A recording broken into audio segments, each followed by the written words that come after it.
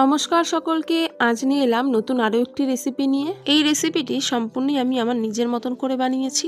চা টাইমের জন্য এটা একদম পারফেক্ট রেসিপি। এটা বানানোর জন্য আমি কিছুটা সেদ্ধ চিকেন নিয়েছি সেদ্ধ আলু, একটা ডিম ফেটিয়ে নিয়েছি আর নিয়েছি ব্রেড ক্রাম্ব। প্রথমেই চিকেনের মধ্যে সেদ্ধ আলুটা স্ম্যাশ করে নেব। সামান্য কিছু উপকরণ দিয়ে এটা কিন্তু খুব তাড়াতাড়ি তৈরি হয়ে যায়। এবার দিয়ে দেব এর মধ্যে 1 চামচ রসুন বাটা, 1 চামচ আদা বাটা, পরিমাণ মতো ঝাল। আমি এখানে লঙ্কার গুঁড়ো ব্যবহার করেছি, আপনারা চাইলে কাঁচা লঙ্কা কুচি ব্যবহার করতে পারেন। দিয়েছি স্বাদ মতো নুন, 1 চামচ সয়া সস, 1 চামচ টমেটো সস, হাফ চামচ চিকেন মশলা, হাফ চামচ চাট মশলা। এবার এই সমস্ত উপকরণগুলো খুব ভালোভাবে মেখে নেব। এই স্ন্যাক্সটা একবার বাড়িতে বানিয়ে দেখুন, দোকানের মতন হবে না, তবে দোকানের থেকে ভালোই হবে। এবার প্যানে সামান্য তেল দিয়ে তার মধ্যে দিয়ে দেব পেঁয়াজ কুচি,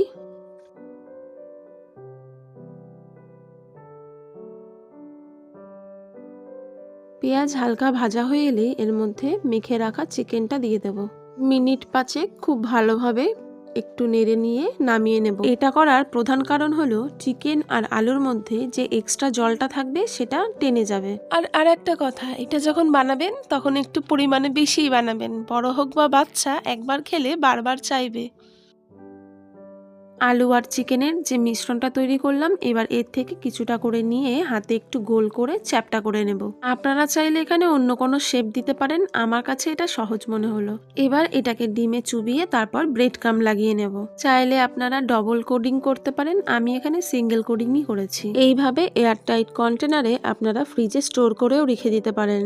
সন্ধ্যাবেলায় মন আর পেট দুটোই যদি ভরাতে চান তাহলে পরে একবার এটা বানিয়ে দেখুন, কথা দিচ্ছি প্রেমে পড়ে যাবেন এই স্ন্যাক্সের। আমি এখান থেকে কিছুটা ফ্রিজে স্টোর করে রেখেছি আর বাদবাকিগুলো ভেজে নেব। প্যানে নিয়ে নেব পর্যাপ্ত পরিমাণে তেল আর এগুলোকে এক এক করে ভেজে নেব। তবে এগুলোকে ডিপ ফ্রাই করার প্রয়োজন নেই, অল্প তেল দিয়েই এপিট ওপিট ভালোভাবে উল্টে পাল্টে ভেজে নিলেই তৈরি হয়ে যাবে আমাদের এই স্ন্যাক্স। এটা কিন্তু আপনারা অনেকভাবেই খেতে পারেন, শুধুমাত্র সস দিয়েও খেতে পারেন, আবার বড়া পাওয়ের মধ্যে দিতে পারেন, অথবা বার্গারের প্যাটি হিসেবেও ব্যবহার করতে পারেন। যেভাবেই খাবেন সেভাবেই ভালো লাগবে। চিকেনের এই চপগুলো আমাদের তৈরি করা হয়ে গেছে, এবার এগুলোকে তুলে নেব। সম্পূর্ণ ভিডিওটি দেখার জন্য অসংখ্য ধন্যবাদ সকলকে। ভিডিওটি যদি ভালো লাগে তবে একটি লাইক, কমেন্ট, শেয়ার ও সাবস্ক্রাইব করে পাশে থাকবেন, উৎসাহ পাবো এগিয়ে চলার। আজ তবে আসি, আবারও ফিরে আসব অন্য কোনো একটি রেসিপি নিয়ে। ততক্ষণ সকলে সুস্থ থাকবেন, ভালো থাকবেন। নমস্কার।